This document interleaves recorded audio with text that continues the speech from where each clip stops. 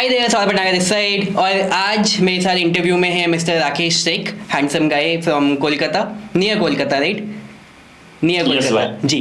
तो ये हमारी कम्युनिटी का पार्ट है, टाइमलाइन डोमिनेशन कम्युनिटी का पार्ट है। और इनको मतलब मैं काफ़ी समय से देख रहा हूँ चीज़ें करते हुए, लेकिन पिछले 5 से 6 महीने में जैसे होता है ना, एक जो लीनियर ग्रोथ चल रही होती है, और पिछले 5 से 6 महीने में एक जो वो एक्सपोनेंशियल ग्रोथ आती है, तो वो मैंने इनके अंदर देखी है पिछले 5 से 6 महीने के अंदर, कि इनका जो ग्रोथ का चार्ट है वो पिछले 5 से 6 महीने में बहुत तेज़ी से बढ़ा है। And with in the last 6 months इन्होंने अप्रॉक्सीमेटली 1 करोड़ का रेवेन्यू टच करा है। अभी हुआ नहीं है पूरा, अराउंड 90 प्लस समथिंग का है। और सबसे बड़ी चीज़ ये है कि वो बहुत तेज़ी से ग्रो हो रहा है इन अ वे कि एक इनका कल आपका बर्थडे भी था, तो कल इनका एक प्रोजेक्ट क्रैक कराया है इन्होंने, जिसका की अमाउंट था 22 लाख, 22 लाख। मैंने अप्रोक्सीमेट बजट दिया था क्लाइंट को 23 लाख जाने वाला है, लेकिन फाइनली क्लोज हुआ है 22 लाख में। तो कल इनका एक अच्छा बड़ा प्रोजेक्ट क्रैक हुआ है, और अभी इनका एक क्लाइंट के साथ बात चल रही है, वो सब हम इस इंटरव्यू में बात करेंगे, जिसका कि अप्रोक्सीमेट बजट 1 करोड़ के ऊपर का है। एंड अगेन ये डिजिटल सर्विसेज प्रोवाइड करते हैं, Facebook ads, recurring services provide करते हैं, कस्टम डेवलपमेंट सर्विसेज प्रोवाइड करते हैं। वन टाइम ये वेबसाइट डेवलपमेंट वाले प्रोजेक्ट्स भी लेते हैं, and iOS and Android apps के प्रोजेक्ट्स भी लेते हैं ये। तो from digital marketing to custom development, तो ये दोनों हर तरीके के प्रोजेक्ट्स उठाते हैं, ठीक है। और लेकिन ये इनका बैकग्राउंड नहीं है, बैकग्राउंड इनका दूसरी फील्ड में था। ये बैकग्राउंड इनका नेटवर्किंग, सर्विलेंस वाली फील्ड में था, वहाँ से इन्होंने डिजिटल मार्केटिंग में शिफ्ट करा है। वो इनका जो शिफ्टिंग था वो भी थोड़ा सा इंटरेस्टिंग सा था। इंटरेस्टिंग एज इन, क्योंकि मतलब मेरे लिए इंटरेस्टिंग इसलिए था क्योंकि वो सारा ट्रांजिशन हमारे सामने हुआ है फ्रॉम द टाइम, क्योंकि जो हमारे Q&A सेशंस होते हैं, तो उसमें मेरे को राकेश शेख के नाम से एक क्वेश्चन बार बार हर Q&A सेशन में ये कंसिस्टेंट रहते हैं बाय द वे। एंड इनके क्वेश्चंस हमेशा रहते हैं, ही डज नॉट मैटर कि ये कितना ग्रो कर रहे हैं, he always has a learning attitude. हर बार ये एक नए क्वेश्चन के साथ आते हैं। एंड मेरे को वो वाले क्वेश्चन इनके याद नहीं कि सर मेरा अभी जो ये वाला पार्ट ऑफ बिजनेस है मैं उसको कंटिन्यू करने का मेरा मन नहीं है। वही जो मैं आपको बता रहा था, सर्विलेंस वाला जो इनका बिजनेस था, और डिजिटल मार्केटिंग वाले बिजनेस को मैं थोड़ा सा ग्रो करना चाह रहा हूँ। तो वो पूरा का पूरा इनका एक अच्छा ट्रांजिशन होते हुए देखा है। एंड इसीलिए जो इनकी जर्नी है, क्योंकि आंखों के सामने हुई है, वो बहुत ज़्यादा अच्छी लगती है देख के, और मज़ा आता है, एंड ऑनेस्टली खुशी मिलती है। तो अब बात करते हैं कि क्या क्या चीज़ें इन्होंने करी हैं, क्या क्या चीज़ें करते हैं, ठीक है? All set? यस, ओके, ठीक है। राकेश, थोड़ा सा अपने बारे में बताओ आप। सबसे पहले तो उम्र आप 16 साल के हो गए, 16-17 कितने एज हो गई आपकी? भाई कल मैंने 32 ईयर्स कंप्लीट हुआ है। अच्छा, नहीं मतलब आप यंग एंड डायनामिक तो लगते ही हो ना, 16 साल के, 16-17। तो अच्छा ठीक है, तो आपको मैं ज़्यादा परेशान नहीं करूँगा पूरे इंटरव्यू में, आप टेंशन ना लो, ठीक है। तो ठीक है, तो आप थोड़ा अपनी जर्नी के बारे में बताओ, कैसे कैसे आपने चीज़ें करी हैं, क्या बैकग्राउंड है, थोड़ा सा अपनी जर्नी के बारे में बताओ। भाई जहाँ तक if I talk about my background, मैंने इस तरह के फैमिली से बिलोंग्स, मतलब मैं पला हूँ जहाँ पे मेरे फैमिली में मुझसे पहले कोई 4th स्टैंडर्ड का बाउंड्री क्रॉस नहीं किया है। एंड मैं पहला इंसान हूँ जो मैंने ग्रेजुएशन किया है। एंड मुझसे पहले कोई भी 4th स्टैंडर्ड का बाउंड्री क्रॉस नहीं किया है। एंड मैं क्लास 5-6 में स्कूल जाता था, मुझे आज भी याद है, पैरों पे मेरे जूते नहीं होते थे। एंड मैं पढ़ाई कर पाया हूँ इसलिए क्योंकि मेरे पिताजी चाहते थे कि मैं पढ़ाई करूँ। क्लास 10th तक मैं ये सुनते हुए बड़ा हुआ हूँ कि मुझे 10th देने के बाद, क्योंकि उस टाइम ना एक माइंडसेट था कि कोई बच्चा अगर 10th तक पढ़ ले कि बहुत पढ़ ले, मतलब लायक बन जाएगा, ऐसा इस तरह का माइंडसेट था। तो क्लास 10th का एग्जाम देना है, 10th कंप्लीट करके कुछ अर्न करना है फैमिली को सपोर्ट करने के लिए। देन मैं फिर क्लास 10th के एग्जाम के बाद मैं कोयम्बतूर चल गया होटल में काम करने के लिए। मैंने 3 महीना कोयम्बतूर पे रहा। उसके बाद ना मैं फिर रह नहीं पाया वहाँ पे, फिर मैं रिटर्न आ गया। रिटर्न आने के बाद मैं कुछ काम वाम करूँगा ऐसा सोच रहा था। तो फिर मेरे फादर जो थे, अब 16 मार्च 2019 में मैंने अपने पापा को खो दिया है। तो पापा बोले कि बेटा तू अगर वहाँ पे काम नहीं किया तो तू पढ़ाई कर ले, एंड मैं तुझे पढ़ाऊँगा, पढ़ लिख के कुछ बन जा। तो आज भी मुझे याद है। तो फिर मैंने अपना स्टडी किया, हायर सेकेंडरी किया। उसके बाद मुझे आईटी में इंटरेस्ट लगा, तो फिर आई डिड BCA। इस तरह का मेरा जर्नी रहा है। बस। तो आपका कॉलेज का ईयर कौन से लेके कौन सा था कॉलेज का? मेरा कॉलेज का ईयर था भाई 2009 से 2011। मैंने हायर सेकेंडरी कंप्लीट किया है 8 में, 9 से 11। 9 से 11 मैंने, हाँ, विद्यासागर यूनिवर्सिटी से मैंने BCA किया है। ओके। और इसके बाद आपने डिजिटल वाली फील्ड में कब घुसना शुरू करा था? डिजिटल वाले फील्ड में घुसने का इंटरेस्ट एक स्टोरी है कि मैं ना काफ़ी समय से आपको फॉलो कर रहा था।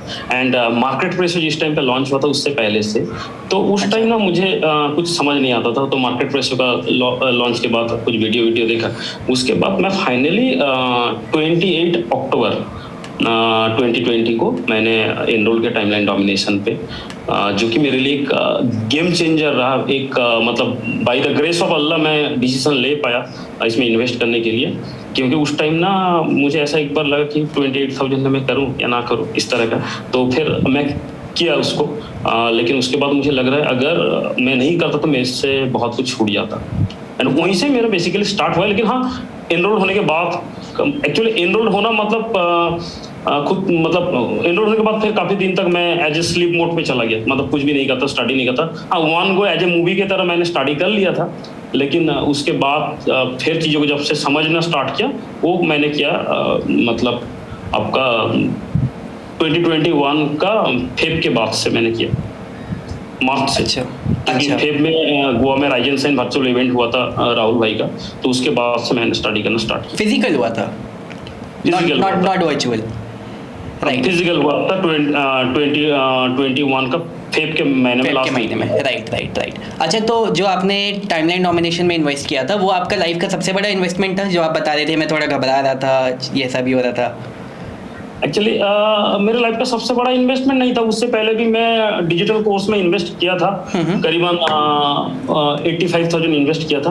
मैं नाम नहीं लेना चाहूँगा, लेकिन जो एक्सपेक्टेशन था उतना एक्सपेक्टेशन मेरा फुलफिल नहीं होता। इसके लिए मेरे मन में एक फेयर फैक्टर था कि यहाँ पे इन्वेस्ट करूँ कि ना करूँ। तो मैंने आपका 2-3 वेबिनार भी अटेंड किया था, लेकिन उसके बाद फाइनली मुझे लगा कि चलो करते हैं, एंड शायद कुछ अच्छा होगा। एंड मैंने कुछ टेस्टिमोनियल्स भी आपके देखे थे, लाइक उमेर कुरैशी का। तो उसके बाद ना मुझे थोड़ा सा मतलब इस बच्चे अगर इस बंदे से सीख सकता है तो मैं भी सीख सकता हूँ। एंड उसने बोला कि मतलब आप एंड राहुल भाई, उसने बोला था एक जगह पे, एक वीडियो पे, कि उसके मेंटर एंड उस किस मेहनत से उसने प्रोग्राम में एनरोल किया था दिल्ली का इवेंट में। तो वो सारी चीज़ मुझे भी इंस्पायर किया था। तो फिर उसके बाद चलो मैं बोला कि ठीक है, जो होगा देखा जाएगा, एनरोल कर लेते हैं। And thank you give me the opportunity to be a part of your program भाई, क्योंकि मैं पहले तो बहुत करूँ या ना करूँ, लेकिन thank God, thanks to Allah, मैंने डिसीजन ले पाया था। आप इमोशनल कर देते हो यार। सो ठीक है। अच्छा, एक मेरे को उस वाले फेज़ के बारे में बताओ, जैसे आपने बताया कि आप मार्केट प्लेसों के लॉन्च के टाइम से आप फॉलो कर रहे थे जी। तो मतलब वो वाला टाइम कैसा होता है? क्योंकि आप वो वाला time, correct me if I am wrong, तो वो वाला टाइम है जिसमें आप डिजिटल फील्ड में जंप करना चाह रहे हो, लेकिन उस समय शायद आप एक्सप्लोर कर रहे हो चीज़ों को। एट द सेम टाइम आपने कहीं पे एनरोल भी करा और आपको शायद अच्छे रिजल्ट्स नहीं मिले या अच्छे एक्सपेक्टेशंस के अकॉर्डिंग वैल्यू नहीं मिली, तो उस समय थोड़ा सा आप और घबरा चुके हो। एंड तो उस समय क्या चल रहा होता है दिमाग में, यार मतलब मैं क्या कर रहा हूँ, कैसे चीज़ें हो रही हैं? मतलब I just want to know from your point of view. Actually भाई ना, डिजिटल फील्ड में आने के लिए एक और भी रीजन है मेरे लिए, क्योंकि मैं जो फिजिकल बिजनेस का था, मेरा बिजनेस का जो सबसे बड़ा पेन पॉइंट था वो है कि मेरा फिजिकल एग्जिस्टेंस, मतलब मुझे फिजिकली एग्जिस्ट रहना पड़ता है। मेरा टीम काम करता है, लेकिन प्रोजेक्ट जहाँ पे चलता है ना, या फिर ऐसे भी होता है 700-800 किलोमीटर तक मुझे ड्राइव करके अपने टीम को लेके जाना पड़ता है। मान लो हम लोग सर्वेलेंस के काम में, जैसे कि IOC या फिर आपका हिंदुस्तान पेट्रोलियम, इन सब का प्रोजेक्ट में काम करते थे, तो फिर अपने टीम को लेके ओवरनाइट ड्राइव करके पहुंच के लोकेशन पे पहुंच के फिर 3 दिन लगे, 5 दिन लगे, जितना भी टाइम लगता है प्रोजेक्ट कंप्लीट करना होता था। दूसरा, मार्केट में पैसा बहुत फंसता था, तो वो एक मेरे पेन पॉइंट था। मैं हमेशा से चाहता था कि ऐसा कुछ करूं कि एक एक मुझे फ्रीडम मिले। फ्रीडम मतलब ये नहीं कि मैं काम नहीं करना चाहता, फ्रीडम मतलब कि अपना टाइम फ्रीडम मिले, अपने फैमिली को एक टाइम दे सकूं, दूसरा अपने पास इनफ मनी हो एंड मैं कहीं से भी काम कर सकता हूँ एंड लोगों के ऊपर मुझे डिपेंड ना करना पड़े, मैं सिस्टम के ऊपर डिपेंड करता हूँ। इस चलते मैंने इस सोच के लिए मैंने 2011 में नेटवर्क मार्केटिंग भी ज्वाइन किया था, जहाँ पे मुझे लगा था कि एक टाइम मैं मेहनत कर लूंगा एंड फिर उसके बाद मुझे मेहनत करने की जरूरत नहीं, लोग काम करेंगे मेरे लिए। लेकिन वही चीज मैंने डिजिटल मार्केटिंग फील्ड में रियलाइज किया। आपका मल्टीपल वेबिनार अटेंड करने के बाद मुझे लगा कि मैं एक बार ऑटोमेशन सिस्टम को सेटअप कर देता हूँ, तो मुझे लोगों के ऊपर डिपेंड करना नहीं है, सिस्टम वर्क्स, पीपल सिस्टम काम करेगा मेरे लिए। अगर मैं सीख लेता हूँ आपसे फनल्स, ऑटोमेशन वगैरह, सॉफ्टवेयर को यूज करना, जो कि इंटरनेट मार्केटिंग या फिर डिजिटल मार्केटिंग फील्ड में लगता है, तो फिर मैं जो नेटवर्क मार्केटिंग में मेरा एक्सपेक्टेशन था वो यहाँ से फुलफिल हो सकता है। ये मेरा मेन मतलब की पॉइंट रहा डिसीजन लेने का। राइट। तो हमारा ठीक है, तो आपने अराउंड अक्टूबर 2020 में ज्वाइन करा था प्रोग्राम, है ना? 2020 में, और उसके बाद आप थोड़ा सा स्नूज मोड पे चले गए थे। फिर आपको जगाया गया एक राहुल भैया वाले राइज एंड शाइन वर्कशॉप में, वापस आप में थोड़ी सी जान भरी गई, और फिर आप थोड़ा सा फिर वो आपका शायद बीच का एक वैसा वाला फेज था, ट्रांजिशन वाला फेज था कि अब मेरा सर्विलेंस का काम भी चल रहा है, लेकिन अब मेरे को डिजिटल वाली साइड को ग्रो करना है। तो वहाँ से लेके फिर आपने वो ट्रांजिशन करा, धीरे धीरे अपनी चीज़ें बनाई होंगी, एसेट्स बिल्ड करे होंगे, और फिर सितंबर में जाके आपने शायद या अगस्त में जाके कहीं लॉन्च करा, सितंबर से फिर वो एकदम से रिजल्ट्स मिलने शुरू हुए होंगे। जी। अच्छा, ठीक है। तो जो आपको सबसे पहला रिजल्ट मिला था वो किस चीज़ का रिजल्ट था, कि किस चीज़ का प्रोजेक्ट था, क्या था, उसके बारे में बताइए। सबसे जो पहला मुझे रिजल्ट मिला था, मैं एक वेबसाइट किया था क्लाइंट के लिए। उसके बाद उनके लिए मैंने अपना एक फनल बिल्ड किया था कि एक लैंडिंग पेज, एक ऑप्टेन पेज, उनका सिंगल प्रोडक्ट। क्योंकि वेबसाइट में क्या होता है कि मल्टीपल चीज़ रहता है कि लोगों का मतलब इधर उधर ध्यान इधर उधर हो जाता है। तो एक सिंगल लैंडिंग पेज, एक ऑप्टेन पेज, एक थैंक यू पेज एंड उसमें आपका ईमेल ऑटो रिस्पॉन्डर वगैरह इंटीग्रेट करके देना, वो मैंने किया था। वहाँ से स्टार्ट हुआ था। और वो कितने अमाउंट का प्रोजेक्ट था? भाई वो प्रोजेक्ट 3,80,000 का था। 3,80,000 का था, लेकिन वो आपकी लाइफ का पहला प्रोजेक्ट नहीं था ना। उससे पहले आपने क्योंकि सर्विलेंस वगैरह वाले काम करे हुए थे, तो वो हमारे ठीक ठाक मिड टिकट प्रोजेक्ट्स रहते होंगे। सर्विलेंस में मैंने 15 लाख 20 लाख तक का भी प्रोजेक्ट मैंने कंप्लीट किया था, लेकिन उसमें प्रॉफिट मार्जिन फिर उतना नहीं रहता है। उसमें प्रॉफिट मार्जिन कम रहता है। इसलिए कम रहता है क्योंकि उसमें मटेरियल में इन्वेस्टमेंट रहता है। राइट। एक सर्वर में सेल करता हूँ, अगर 5 लाख का भी एक सर्वर HP का सर्वर में सेल करता हूँ, तो उसका कॉस्ट ही तो 4.5 लाख के ऊपर पे जाता है, तो मार्जिन कम रहता है। लेकिन क्लाइंट को लगता है क्या है, अगर 5 लाख का कोई सामान बेच रहा हूँ, उसने 4 लाख पेमेंट कर दिया, बोला कि 1 लाख 2 महीना बाद पेमेंट करूंगा, तो मेरा मार्केट में पैसा भी बहुत फंसता है। 2 पेन पॉइंट है, एक तो मटेरियल में इन्वेस्ट करना पड़ता है, दूसरा अपना पैसा लोगों के पास फंसा रहता है एंड फिर वो एक दिक्कत मतलब पेन है। राइट। नहीं, वो तो है यार। देखो, अगर हमारा इस तरीके के बिजनेसेस में, स्पेशली ऑफलाइन वाले में, हमारा पैसा तो बहुत फंसता है। मेरा खुद का पैसा बहुत फंसा था जब हम लोग कूपन्स वाला काम करते थे ना, तो उस समय बहुत सारा पैसा हमारा फंसा रहता था। अगेन आपको तो पता है शुरुआत कैसी थी हमारे। तो हम लोग जो 200 रुपये के कॉन्ट्रैक्ट पेपर भी होते थे, उसके लिए भी वो 1-2 चक्कर कटवाए थे यार, कि नहीं अभी पैसे नहीं है। मैंने कहा यार क्या नाटक हो रही है, लेकिन अगेन आपको जब पता नहीं होता है, गाइडेंस नहीं होती है, तो फिर आप चीज़ें कर रहे होते हो। अच्छा, तो आपका पहला डिजिटल जो प्रोजेक्ट था वो हमारा 3,80,000 का था, पहला 3,80,000 का था। और अभी जो हमारी रेंज रहती है प्रोजेक्ट्स की, वो किस से किस रेंज की रहती है? अभी जो रेंज रहती है, मैंने अभी तो जैसे कि कल क्लोज किया 22 लाख का, एंड अभी कोई 3 मंथ ऑफ अप्रैल या फिर मई फर्स्ट वीक तक मेरा वो 1 ईयर वाला भी डील क्लोज होने वाला है। तो अभी नॉर्मली पहले क्या था ना, 2 लाख 3 लाख बोलने के लिए भी ना मतलब मुझे थोड़ा सा वो होता था, लेकिन अभी मेरे लिए कैजुअल है कि 10 लाख 15 लाख का प्रोजेक्ट लोगों को ऑफर करना मेरे लिए बहुत कैजुअल है, मतलब कुछ भी फील नहीं होता। मैं बोल रहा हूँ क्योंकि मैं जैसे ही आपने सीखा है कि प्ले विथ वैल्यू गेम, मैं इसके संग कंपेयर करता हूँ कि उनको क्या वैल्यू मिलेगा, उनके लाइफ में क्या अच्छा होने वाला है, उनको क्या बेनिफिट्स मिलने वाला है, मैं क्या कर रहा हूँ, क्या फीचर्स है अपने सर्विस में, उससे उनको कोई मतलब नहीं है। मैं जो करके दे रहा हूँ उनसे उनको क्या बेनिफिट मिलेगा, कितना बेनिफिट मिलेगा, सिंपली उसके बेसिस पे मैं अपना प्रोजेक्ट का प्राइसिंग करता हूँ लोगों को। क्योंकि देखो मार्केट का भाई, मार्केट का प्रॉब्लम मैं सॉल्व कर रहा हूँ, अपने क्लाइंट का प्रॉब्लम सॉल्व हो रहा है, इसलिए वो मेरे से कनेक्ट हो रहा है। तो फिर वो मुझे क्यों नहीं पे करेगा? नहीं, पे तो वो करेंगे ही करेंगे यार। देखो अब ये चीज़ तो खैर आप मेरे Q&A का हमेशा से पार्ट रहे हो, तो ये तो मैं हमेशा पता नहीं कितनी बार 100 बार बोल चुका हूँ कि भाई चिंदी क्लाइंट्स के पास मत जाओ, अच्छे क्लाइंट्स के पास जाओ, उनके पास पैसा है, लोगों के पास पैसे देने की कमी नहीं है। पता नहीं कितनी बार चीख चीख के मैंने बोला है, लेकिन फिर भी लोगों के दिमाग में एक माइंडसेट रहता है। लेकिन वो मैं उसे गलत भी नहीं बोलूँगा, क्योंकि यार बंदे लोग स्टार्ट कर रहे हैं अपनी जर्नी, तो जब स्टार्ट कर रहे होते हैं तो एक कॉन्फिडेंस इशू होता है, और ये रहता है कि यार अगर वो पे कर भी सकते हैं तो मेरे को पे करेंगे कि नहीं करेंगे, तो इससे अच्छा मैं कम वाला ट्राई करके देख लेता हूँ। तो वो उनको भी मैं गलत नहीं बोलूँगा, लेकिन again with the help of this interview I would like to tell you once again कि नहीं यार, आप जाओ, अच्छा हाई टिकट क्लाइंट्स के पास जाओ, अच्छा हाई टिकट सर्विस को पिच करो, उनको उनके बेनिफिट्स दिखाओ। जब आप उन्हें उनके बेनिफिट्स दिखाओगे, they would love to pay you the handsome amount, क्योंकि ultimately the only thing that they care about is कि उनको क्या फ़ायदा मिल रहा है। आप उनके लिए मान लो on a scale of 1 to 100 एक काम कर रहे हो जिसमें कि आपका एफर्ट है 100, लेकिन उनको वैल्यू मिल रही है 10, तो वो आपको 10 के हिसाब से ही पे करेंगे। ऑन दी अदर हैंड, अगर आप एक दूसरा काम कर रहे हो उनके लिए जिसमें आपका एफर्ट है on a scale of 1 to 100 मान लो 20, लेकिन उनको वैल्यू मिल रही है 60 70, तो वो आपको ज़्यादा पे करेंगे। आपका एफर्ट डज नॉट मैटर, क्या उनको बेनिफिट मिल रहा है, that is the only thing that matters. तो बेसिकली आपका जो भी काम है उसमें आपका जितना एफर्ट है वो तो आप दिखाओगे, लेकिन उस काम को करने से उनको कितना फ़ायदा मिल रहा है, उनका कितना टाइम बच रहा है, उनका कितना पैसा बच रहा है, और उसकी वजह से वो कितना टाइम और पैसा अपना और कमा पाएंगे। अगर आपने इन चीज़ों को हाईलाइट कर दिया, automatically you will be getting paid a very handsome amount. Make sense?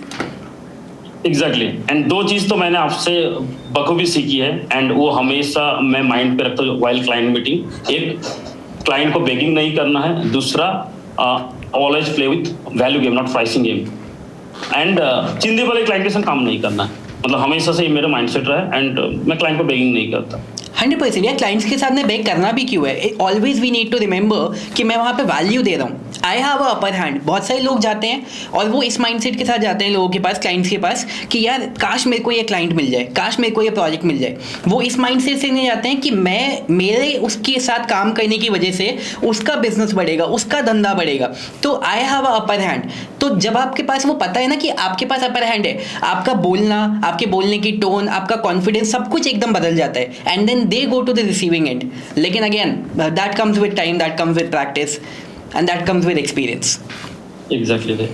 And that comes with watching interviews like these. तो कहीं ना कहीं किसी एक बच्चे को तो हम लोग थोड़ा अच्छा कॉन्फिडेंस गेन करा ही देंगे, राइट? ठीक है।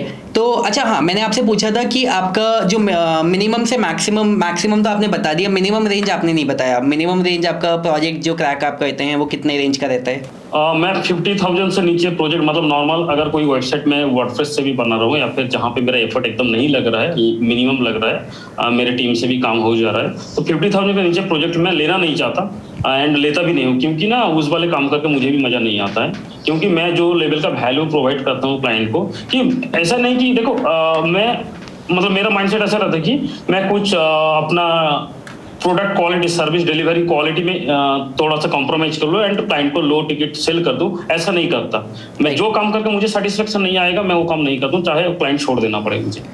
एंड यार ये बहुत बड़ी चीज़ है, ये दिस इज समथिंग जो कि लोगों को नोट करना पड़ेगा। ये आप करने कब अफोर्ड कर सकते हो, ये आप करना तब अफोर्ड कर सकते हो जब आप एक्चुअल में अच्छे क्लाइंट्स के साथ काम कर रहे हो। अब बहुत सारे लोगों के साथ पता है राकेश प्रॉब्लम क्या होती है? प्रॉब्लम ये होती है कि वो छोटे वाले क्लाइंट्स उठा लेते हैं, क्योंकि यार ठीक है काम करना है, कुछ भी काम करना है, मिल जाए काम। लेकिन अब उसके बाद यार छोटे वाले क्लाइंट्स के साथ काम करके, मान लो आप किसी क्लाइंट के साथ काम कर रहे हो, वहाँ से आपको ठीक ठाक एक कम अमाउंट आ रहा है, तो अब बस आपको एक अच्छा रेवेन्यू जनरेट करने के लिए अब आपको ज़्यादा क्लाइंट्स के साथ काम करना पड़ेगा। अब जब ज़्यादा क्लाइंट्स के साथ काम करना पड़ेगा तो फिर कहीं ना कहीं या तो क्वालिटी में कॉम्प्रोमाइज़ होगा, क्योंकि आपके पास पर्सनल 24 आवर्स ही अवेलेबल हैं। एट द सेम टाइम अगर आप टीम को वो करोगे, लेके आते हैं पिक्चर में, तो टीम को भी आपको अच्छा अमाउंट पे करना है। और उनको भी एक लगना चाहिए यार कि you no I am also getting paid a good amount at the same time. तो वो वॉल्यूम आपके पास कैसे आएगी? जब आप अच्छे क्लाइंट के साथ काम कर रहे हो और जब आपके पास एक अच्छा अमाउंट उनसे आ रहा है। तो या तो आप क्वालिटी में कॉम्प्रोमाइज़ करोगे, जब आप क्वालिटी में कॉम्प्रोमाइज़ करोगे तो सी, अगर आप 4 क्लाइंट्स के साथ काम करते हो जिससे कि आपको हर क्लाइंट से 25,000 रुपये आ रहे हैं, आपके पास 1,00,000 रुपये आते हैं in the starting phase of your journey, it is fine.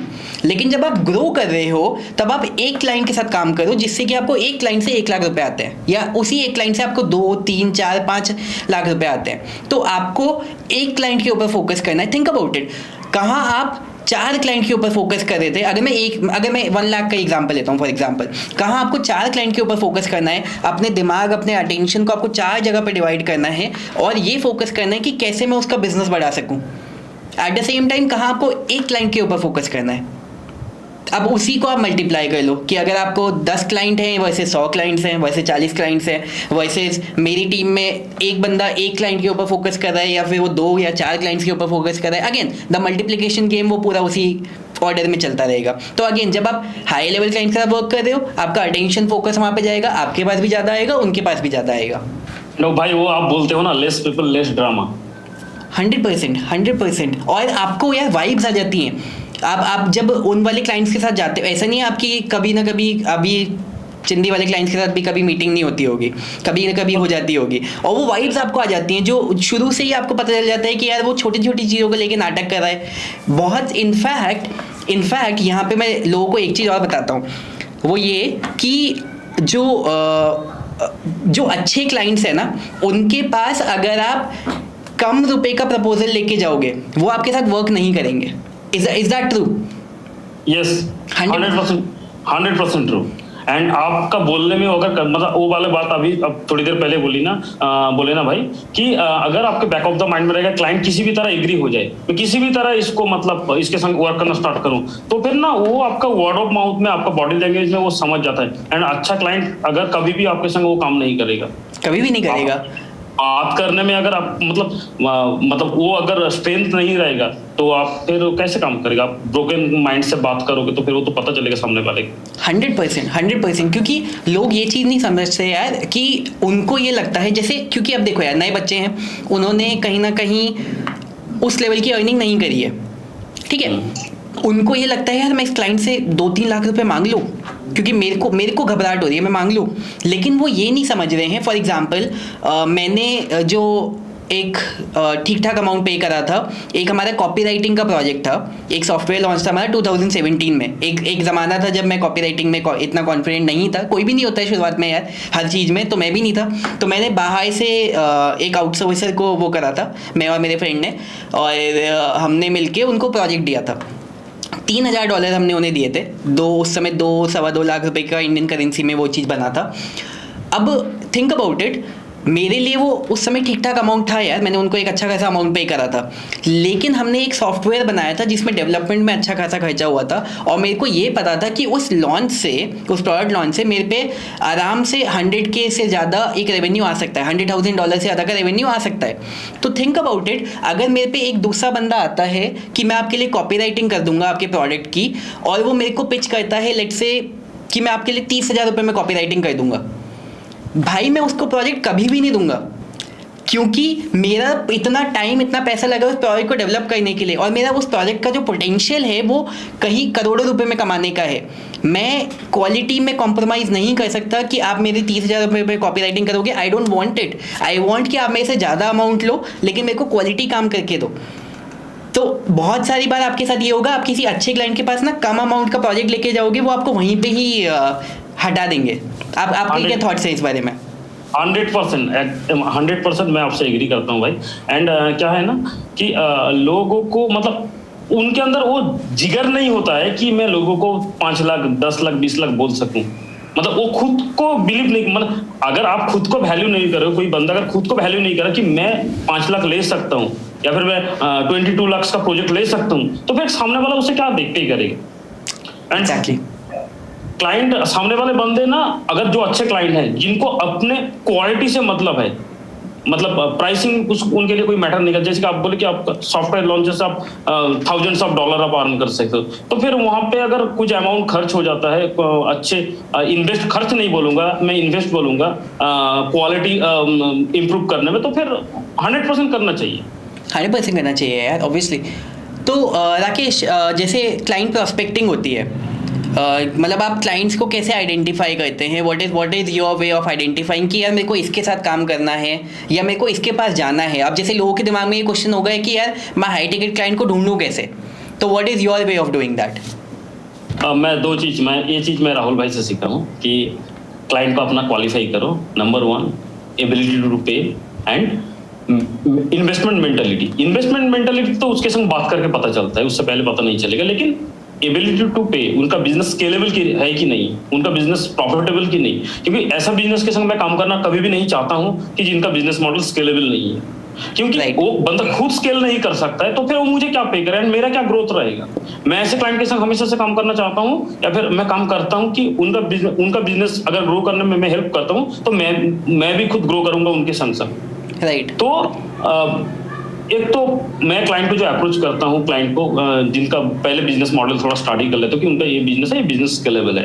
अगर, क्योंकि देखो एक रेस्टोरेंट में एक या फिर एक मतलब लोकल बिजनेस में उनके पास अगर थाउजेंड्स ऑफ लीड इंस्टेंट आ जाए तो वो उसे केटर नहीं कर पाएंगे। राइट। लेकिन एक मल्टीपल मतलब एक आपका डिजिटल प्रोडक्ट जो बंदा सेल कर रहा है, उसके पास थाउजेंड्स क्या आपका करोड़ों डील एट ए टाइम आ जाए, तो फिर उसके लिए कोई मतलब कोई प्रॉब्लम नहीं क्रिएट होगा। तो स्केलेबल बिजनेस मैं देखता हूँ कि उसका बिजनेस स्केलेबल है कि नहीं, नंबर 2 प्रॉफिट है कि नहीं। अगर किसी का बिजनेस 5%, 6%, 7% का प्रॉफिट मार्जिन है, तो उस बिजनेस के संग मैं कभी भी काम करना नहीं चाहूंगा, मैं नहीं करता। आगे चलकर उनके संग जब मीटिंग करता हूँ, उनको मैं वैल्यू समझाता हूँ कि अपने सर्विस का जो वैल्यू है वो समझाता हूँ, उनसे उनको क्या बेनिफिट मिलने वाला है, मैं ऐसा कौन सा उनका पेन पॉइंट सॉल्व करूंगा ताकि वो मुझसे कनेक्ट होंगे एंड उनके लाइफ में वो मतलब वो चीज आएगा, या फिर उनका जो टाइम बचेगा, या फिर उनको in terms of time saving होगा, या फिर उनका बिजनेस पे उसका इम्पैक्ट पड़ेगा। तो फिर बात करके पता चलता है कि बंदा काम करने लायक है कि नहीं, क्योंकि मेंटालिटी जब तक आप बात नहीं करोगे, मीटिंग नहीं करोगे, तो पता नहीं चलेगा भाई। राइट। अच्छा, यहाँ पे ना मैं जो कुछ बिगिनर्स हैं, मैं उनको थोड़ा सा डिस्करेज नहीं करना चाहता हूँ, क्योंकि उनके दिमाग में ये ना आ जाए कि यार अब मैं छोटे वाले क्लाइंट्स का काम नहीं ही करूँगा, तो और क्योंकि अभी उनके पास कॉन्फिडेंस नहीं है, एक्सपीरियंस नहीं है, तो ऑब्वियसली बड़े क्लाइंट्स उनको मिलना थोड़ा डिफिकल्ट हो सकता है इन the beginning, until and unless they have a referral in place. क्योंकि जो सबसे बड़ा फैक्टर आता है इन सारी चीज़ों में, एक तो होते हैं आपके रिजल्ट्स, आपका एक्सपीरियंस, वो यहाँ पे मैटर करता है अच्छे बड़े क्लाइंट्स को लेके आने के लिए। और दूसरी चीज़ मैटर करती है कि ट्रस्ट फैक्टर में अगर कहीं से रेफरल मिल जाए आपके पर्सनल सर्कल में या पर्सनल सर्कल में कहीं से, तो वहाँ पे वो रेफरल बहुत ज़्यादा हेल्प करता है। लेकिन अगर वो भी नहीं है तो फिर इट क्रिएट्स अ प्रॉब्लम। तो फिर एक जो बिगिनर है वो अपनी जर्नी कैसे स्टार्ट करे? सबसे पहले तो जो मैंने आपको बोला, अपने रेफरल्स को, अपने नेटवर्क को यूज़ करने का कोशिश करो। कैसे कोशिश करो? जब आप अपनी जर्नी की स्टार्ट कर रहे हो, एक मैसेज बनाओ और अपने व्हाट्सएप पे जितने आपके कॉन्टैक्ट है सबको ब्रॉडकास्ट कर दो, hey I am into digital marketing and जो भी आपकी सर्विसेज है, और if you know somebody, if you have a business that can be benefited by this, और if you know somebody so kindly refer it to me. छोटा सा message डाल दो, अपने फेसबुक, लिंक्डइन, इन सब पे भी डाल दो। पहले तो अपने नेटवर्क को यूज़ करने का ट्राई करो सबसे पहले। उसके बाद जब आप अपनी जर्नी की स्टार्ट कर रहे हो, आप ये कर सकते हो कि आप जाके कुछ क्लाइंट के साथ फ्री में वर्क कर लो, नो प्रॉब्लम। आप फ्री में वर्क, मैंने खुद अपनी जर्नी की शुरुआत ऐसी करी थी, एक क्लाइंट के साथ, जिम क्लाइंट के साथ मैंने फ्री में वर्क किया था। आप ये चीज़ समझो कि आपको ये लग रहा होगा यार मैं फ्री में वर्क कर रहा हूँ, मेरा टाइम, अटेंशन, सब चीज़ें वहाँ पे जा रही है, लेकिन बॉस आप ये भी तो सोचो कि आपके पास अभी एक्सपीरियंस नहीं है। ये आपको उस क्लाइंट की वजह से एक्सपीरियंस गेन करने का मौका मिल रहा है, कॉन्फिडेंस गेन करने का मौका मिल रहा है। आपके पास you have nothing to lose, लेकिन दैट क्लाइंट जो कि आपको अपॉर्चुनिटी दे रहा है, उसके पास there is so much to lose. अगर आपने कुछ गड़बड़ी कर दी उसके ऐड अकाउंट में, तो आपको उसके टाइम को वैल्यू करना है, ठीक है, और आपको कॉन्फिडेंस और एक्सपीरियंस दोनों चीज़ें गेन करने का मौका मिलेगा। एट द सेम टाइम जो छोटे क्लाइंट्स भी हैं, छोटे क्लाइंट से हमारा मतलब था, जैसे राकेश ने बोला, जैसे रेस्टोरेंट्स हो गए, ये सारे लोग हो गए, आप उनके साथ भी वर्क कर लीजिए, no problem. In the beginning आप उनके साथ भी वर्क कर लीजिए, लेकिन आपको बस एक चीज़ ये समझनी पड़ेगी, जैसा राकेश ने बताया था, कि ये वाले जो क्लाइंट्स हैं इनका एक सर्टेन लिमिटेशन है, एक थ्रेशोल्ड है कि एक बार में एक रेस्टोरेंट में अगर 100 लोग आ सकते हैं तो 101 तो नहीं बैठ सकते ना, क्योंकि कोई सी ही 100 है।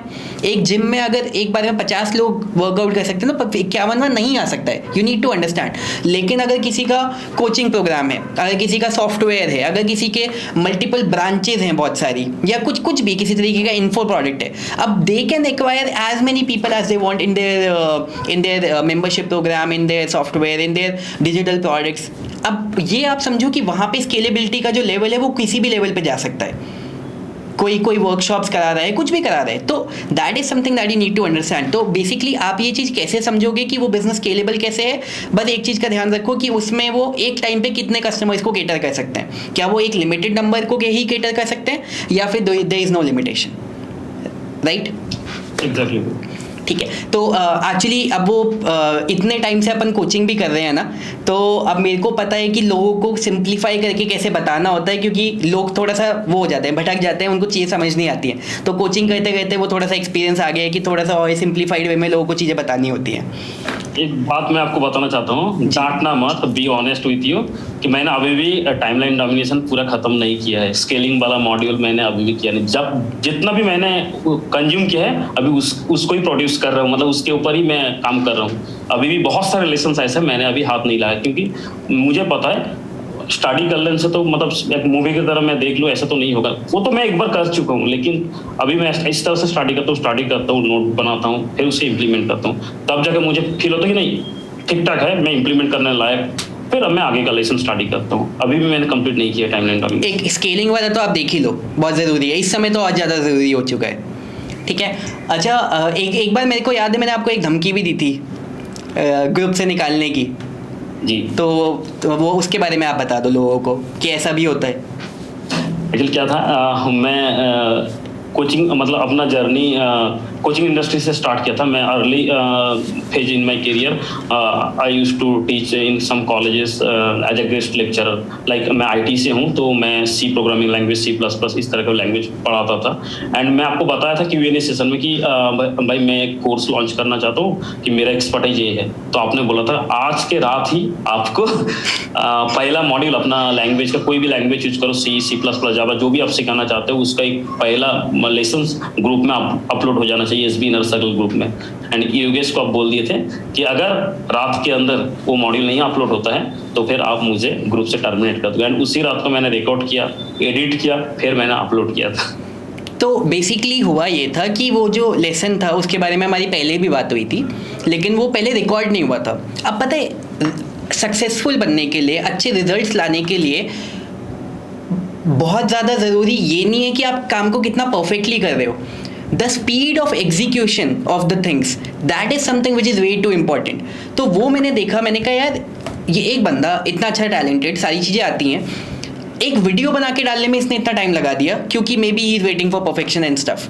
तो मेरे को वो चीज़ पता है कि यार बस अगर बंदा स्पीड से काम करे ना, और छोटा मोटा खराब भी काम करे लेकिन स्पीड से करता रहे। अगर थिंक अबाउट इट ना राकेश, आप एक 3 महीने में एक कैंपेन लॉन्च करते हो और उसको बिल्कुल परफेक्ट लॉन्च करते हो और वो अच्छा भी जाता है। एट द सेम टाइम एक मेरे जैसा बंदा है जो कि 3 महीने में 10 कैंपेन लॉन्च करता है, जल्दी जल्दी फटाफट। अब मेरे 10 में से 7 फेल भी हो जाते हैं, लेकिन मेरे 3 सक्सेसफुल हो जाते हैं in the same time period. तो that is something which matters more to me, right. अच्छा, जैसे जो हमारे 50K वाले जो प्रोजेक्ट होते हैं आपके, ठीक है, वो उसमें आप किस तरीके की सर्विसेज देते हैं, और जो आपके 22 लाख वाले प्रोजेक्ट्स होते हैं उसमें आप किस तरीके की सर्विसेज देते हैं? अब उससे पहले मैं एक बात बताना चाहूँगा कि इम्परफेक्ट एक्शन के बारे में। ये चीज़ भी मैंने जब से मैं आपको फॉलो कर रहा हूँ, मैं सीरियसली फॉलो कर रहा हूँ, तो उस टाइम से मैं एकदम मेरे माइंड से वो चीज़ को रिमूव कर दिया कि परफेक्शन सबसे बड़ा इल्यूजन है, टेक इम्परफेक्ट एक्शन। ये मैंने आपसे सीखा, आपका अल्फा मार्केटिंग पॉडकास्ट है, उसमें इसके बारे में आपने डिटेल्स भी शेयर किया है कि एक्शन लेना जरूर है, एक्शन लेते जाओ, जो भी है चीज़ें ग्रेजुअली अपग्रेड हो जाएंगी, कि हम सब कुछ सही हो जाएगा उसके बाद स्टार्ट करेंगे, ऐसा नहीं होता। तो मतलब उसमें अपने अल्फा मार्केटिंग पॉडकास्ट में बहुत डिटेल में मैंने अपने शेयर किया था। एंड अभी आप कुछ पूछे थे, क्वेश्चन भूल गए आप। तो जो आपके 50K वाले प्रोजेक्ट्स हैं उसमें आप किस तरीके की सर्विसेज देते हैं, और 22 लाख वाले जो प्रोजेक्ट्स हैं उसमें आप किस तरीके की सर्विसेज देते हैं?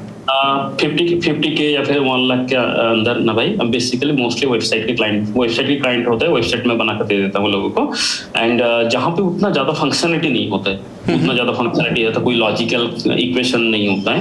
एंड जैसे कि मान लो एक बार किसी का social media business account IG verification करना हो गया, एफबी का डोमेन वेरिफिकेशन हो गया, इन सारे जो भी बैकएंड सेटअप होता है वन टाइम में करके दे देता हूँ। उस रेंज में 1 लाख के रेंज में ये हो जाता है। वेबसाइट हो गया, वेबसाइट के संग आपका 2 पेज का फनल हो गया, एंड आपका वो बिजनेस मैनेजर वगैरह सेटअप कर देना, ये सारी चीज मैं कर देता हूँ। एंड मोस्टली हाई टिकट जो भी वैल्यू जाता है, जहाँ पे मतलब मेहनत लगता है, थोड़ा कस्टम प्रोजेक्ट होता है, एंड जिससे क्लाइंट को बहुत ज्यादा वैल्यू मिलेगा, वो हाई टिकट जाता है। एंड एफबी एड्स के लिए भी मैं थोड़ा हाई टिकट पिच करता हूँ, क्योंकि मैं रियल स्टेट होटेलियर दोनों इंडस्ट्री के संग काम कर रहा हूँ। कोचिंग इंडस्ट्री के संग मेरे काम करने का मन था, लेकिन अभी भी मैं कर नहीं पाया कोचिंग इंडस्ट्री के संग। लेकिन अभी कुछ ई कॉम क्लाइंट के संग मैं काम कर रहा हूँ। तो यहाँ पे क्योंकि मेरा माइंडसेट है कि मैं लोगों को, अगर कोई बंदा अगर 1 लाख भी एड में स्पेंड करता है, एंड उसे में अगर CPL भी 10 रुपये भी जाता है, अगर उसके पास अगर 10,000 लीड आता है, वो अगर 100 को भी क्लोज करते, 100 फ्लाइट भी बेचता है, तो उसके करोड़ों का वॉल्यूम आएगा। तो मैं क्यों उसे नहीं 5 लाख चार्ज कर सकता हूँ? तो मैं एफबीआर्स के लिए भी मैं मतलब चार्ज करता हूँ। राइट। अगर आप यहाँ पे नोटिस करेंगे तो इन्होंने अपने जो 2 मेजर निशेस आपके बताए, एक पहला निश इन्होंने आपको बताया रियल एस्टेट वाला, और दूसरा आपको बताया होटल वाला, जो इनके मेजर जो 2 निश हैं जिनके साथ ये काम करते हैं। और अगर आप नोटिस करेंगे, ये दोनों निश वो हैं जो कि अपने आप में काफ़ी अच्छे खासे हाईली स्केलेबल हैं। क्योंकि जैसा इन्होंने अभी कैलकुलेट आपको करके बताया कि अगर किसी ने 1 लाख रुपए भी स्पेंड करा अपनी एडवर्टाइजिंग में, और उसमें अगर 10,000 लीड्स आती हैं 10 रुपये पर लीड के हिसाब से, या थोड़ी सी कम भी आती है, लेट्स सपोज 20 रुपये के हिसाब से 5,000 लीड्स भी आती हैं, अच्छी टारगेटेड क्वालिफाइड लीड्स आती हैं, और उसमें अगर वो 100 फ्लैट सेल करते हैं, तो भाई उनके पास करोड़ों का धंधा आता है। और वो भी छोड़ो, 100 फ्लैट भी छोड़ो, अगर वो उसमें से अगर किसी के 50 लाख फ्लैट का यूनिट का प्राइस है, और अगर वो 2 फ्लैट भी सेल करते हैं, तो भी उनके पास 1 करोड़ का धंधा आता है। अपन ज़्यादा सेल करेंगे, लेकिन अगेन आपको वैल्यू इस तरीके से दिखानी है कि आपने इतना स्पेंड करा, ऐड में आपका 1 लाख लगा, मेरे ऊपर आपका 5 लाख लगा, क्योंकि मैं उस 1 लाख को अच्छे से स्पेंड करना जानता हूँ, तो आप नहीं जानते। एंड आपके पास जो वैल्यू आएगी वो इतनी लीड्स के आसपास वैल्यू आएगी, और इतने आपका इतना आपका उससे रिटर्न आएगा। तो it becomes a very no brainer equation. यार मेरा 6 लाख का एक्सपेंस हुआ, इन्वेस्ट हुआ, और मेरे को 1 करोड़ से ज़्यादा का रेवेन्यू आ गया, तो यार ये किसके लिए एक अच्छी इक्वेशन नहीं है। अब आप उससे कितने कॉन्फिडेंस से बात करोगे, बस अब सारी चीज़ इसके ऊपर मैटर करती है। एग्जैक्टली। एंड उसके पास जो तो क्लोजिंग हो रहा है तो है, लेकिन और भी तो कोल्ड लीड जो है वो तो है उनके पास। उसे फिर उनका सेल्स टीम अगर कॉल करेगा तो फिर वो भी तो कन्वर्ट होंगे। राइट। वो भी तो कन्वर्ट। अच्छा, आपने मेजॉरिटी जो क्लाइंट्स हैं बाय द वे वो आपने इंडिया में ही क्लोज करे हैं, राइट? मेजोरिटी क्लाइंट मैंने इंडिया में क्लोज किया है, लेकिन हाँ मैंने आउट ऑफ इंडिया क्लाइंट का काम किया है। लेकिन मेरा डायरेक्ट क्लाइंट है, किसी और का प्रोजेक्ट है, कोई और मेरे पास प्रोजेक्ट लिखा है, उसके ऊपर मैंने काम करके दिया है। एंड अभी आउट ऑफ इंडिया क्लाइंट को भी मैं आउटरीच कर रहा हूँ, एंड शायद अभी वो भी कुछ क्लोज हो जाएगा। राइट। लेकिन अभी जो आपका मेजॉरिटी वर्क है वो इंडियन क्लाइंट्स के साथ है, इंडियन क्लाइंट के साथ, लोकल क्लाइंट के साथ। लिमिटिंग बिलीफ था भाई कि मैं जिस एरिया में रहता हूँ, मैं कोलकाता सिटी से 180 किलोमीटर और भी बेंगल ओडिशा के बॉर्डर पे रहता हूँ, एकदम गांव बोल सकते हैं यहाँ पे। तो मेरा लिमिटिंग बिलीफ था कि मेरे एरिया में कौन मुझसे कस्टम एप्लीकेशन डेवलप करवाएगा, या फिर इस तरह का प्रोजेक्ट, इस तरह का वर्क कौन करवा पाएगा। लेकिन हाँ, मेरे एरिया में भी इतना बिजनेसेस है जिनको अगर मैं अवेयर कर सकूं, जिनको अगर प्रॉपर तरीके से चीजों के बारे में अवेयरनेस प्रोवाइड कर सकूं, तो उन सारे बिजनेस मेरे संग काम कर, ऐसे करके मेरा बिजनेस चल रहा है, ऐसे करके लोग क्लोज, मतलब मैं क्लाइंट क्लोज कर रहा हूँ। अपॉर्चुनिटी भाई हर जगह है, लेकिन लोग क्या समझते हैं ना कि मतलब इंडिया क्लाइंट, अगर लोगों को ना मतलब एक प्री कंसेप्ट रहता है माइंड में कि ये नहीं कर देंगे, वो नहीं कर देंगे। भाई जब तक हम बात नहीं करेंगे क्लाइंट लोगों को अच्छी तरह से अपन क्या करते हैं उसको अगर प्रेजेंट नहीं करेंगे, तब तो कैसे पता चलेगा। राइट। और ये आपने बिल्कुल सही बोला भाई, हमारे देश के अंदर जहाँ पे 130 करोड़ की आबादी है, वहाँ आप ये कह रहे हो कि आपको अच्छे पे करने वाले क्लाइंट्स नहीं मिलेंगे। मतलब again you need to understand, वो आपने बिल्कुल ठीक बोला कि प्री कंसीव्ड नोशंस इन लोगों के दिमाग में, and eight the same time बहुत सारे लिमिटिंग बिलीफ्स हैं। वो लिमिटिंग बिलीफ्स आपके खुद के दिमाग में है। Please understand this thing. अगर आपके दिमाग में भी ये है कि यार मेरे को अपने देश में अच्छे क्लाइंट्स नहीं मिलेंगे, हाई पेइंग क्लाइंट्स नहीं मिलेंगे, ऐसा नहीं है, या अपने एरिया में नहीं मिलेंगे, बाहर जाओ तो सही, चक्कर काटो तो सही, और खुद की स्किल्स को तो अपग्रेड करो। ये सब होने से पहले एक इस पे भी नोटिस करो कि इस बंदे ने अपने खुद के स्किल्स को अपग्रेड करने के लिए खुद पे इन्वेस्ट करा है और करते आ रहे हैं। एक पहले कोई प्रोग्राम लिया था, मेरे को नहीं पता किनका लिया था, ना ही इन्होंने नाम बताया। उसके बाद और भी प्रोग्राम्स लिए। आप कम्युनिकेशन मास्टरी का भी पार्ट है, and sales and leadership master class का भी पार्ट है, राइट? मैं कम्युनिकेशन मास्टरी का पार्ट हूँ, सेल्स मास्टर क्लास का पार्ट हूँ, एंड जितना भी आप लोगों का इवेंट हुआ है, मतलब आपका, राहुल भाई का, हर प्रोग्राम का मैं हिस्सा रहा हूँ। राइट। तो आप देख रहे हो, वो अपना भी तो स्किल सेट बढ़ाना है। ऐसा कोई कि मेरे को हवा में कोई क्लाइंट मिल जाएगा, या हवा में मेरे को कस्टमर्स मिल जाएंगे, या मेरे बायर्स मिल जाएंगे, ऐसा नहीं है। खुद का लेवल बढ़ाओ। खुद का लेवल आप बढ़ाओगे तो ऑटोमेटिकली आपको उसी तरीके के लोग भी मिलने शुरू हो जाएंगे। It's as simple as that, right? आप क्या बोलते हैं उसे, सक्सेस के पीछे मत भागो, एक्सीलेंस के पीछे भागो। सक्सेस झक मार के आपके पीछे आएगी। बाबा रणछोड़ दास। एंड भाई देखो, अगर अपना स्किल सेट उस लेवल का नहीं रहेगा, लोग क्या सोचते हैं कि मेरे पास हाई पेइंग क्लाइंट आ जाए, मैं लाखों कमा लूं, लेकिन खुद को जो निचोड़ना, कि सिस्टम के सामने बैठ के काम करना, एक चीज नहीं हो रहा है रिसर्च में। एंड बहुत सारे लोगों को मैं ये भी देखा है, खास करके न्यू भी, कि ये एक्सपेक्टेशन सारे आंसर मेंटर बोल दें या फिर टीचर बोल दें, कि आप जैसे कि बार बार बोलते कि गूगल से पूछ लो। तो ये वो एक चीज समझना है कि मुझे खुद को तो मतलब खुद को ट्राई करना है पहले। तो सब हर चीज तो बनी बना एकदम रेडीमेड प्लेट पे तो नहीं रहेगा। राइट। ये चीज़ बहुत ज़रूरी है यार। आपने तो देखा है खैर, लेकिन मैं बाकी लोगों को भी बता देता हूँ। जो अभी राकेश ने बताया, बहुत सारे लोग जिनके दिमाग में ये रहता है ना कि यार सारी चीज़ें मेरे को बनी बनाई मिल जाए, या फिर अगर आप किसी मेंटरशिप प्रोग्राम का पार्ट हैं, जैसे हमारे में भी जो आते हैं बहुत सारे लोग, वो छोटी सी छोटी चीज़ भी पूछते हैं। गलत नहीं है, लेकिन उससे क्या होता है कि मतलब जो मैं अपने जो Q&A सेशंस होते हैं, मैं उसमें जो इन्फॉर्मेशन बेस्ड क्वेश्चंस होते हैं ना, मैं उनको कभी आंसर नहीं करता हूँ। जो इनसाइट बेस्ड क्वेश्चंस होते हैं, मैं हमेशा उनको आंसर करता हूँ। कि अगर आप कोई चीज़ अवेलेबल है, जैसे फेसबुक में कस्टम ऑडियंस कैसे कैसे कौन सी अवेलेबल है, जस्ट एन एग्जाम्पल, तो यार वो कौन सी अवेलेबल है, वो तो आप अगर डैशबोर्ड में जाओगे, खुद देखोगे, आपको खुद दिख जाएगा ना।